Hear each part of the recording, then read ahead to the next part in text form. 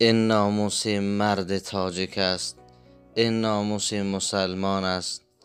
آیا این دخترانی که بنا میگویند فاحشه است و زیناکار، آیا اینها را مادران فاحشه به دنیا آوردن؟ نه، فاحشه از مادر تولد نمی شوند. فاحشه را ما مردان اختراع میکنیم.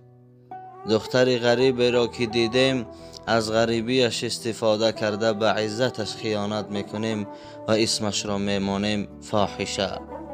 دختری که احتیاج یک لقمه نان است او را شکار هوس خود میسازیم، بعد نامش را میگذاریم فاحشه.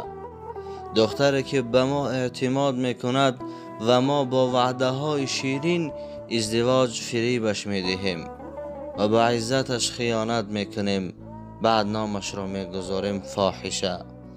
اگر ما به همان دختر غریب کمک کنیم او فاحشه نخواهد شد. اگر ما به همان دختری که احتیاج یک لقمه نان است زکات بدهیم او فاحشه نخواهد شد. اگر ما همان دختری که به ما اعتماد کرد به او خیانت نکنیم و همراهش نکاح بکنیم او فاحشه نخواهد شد. اگر ما خواهر و مادر و همسر و دختر خود را مد نظر داشته باشیم هیچ خانم دختری فاحشه نخواهد شد.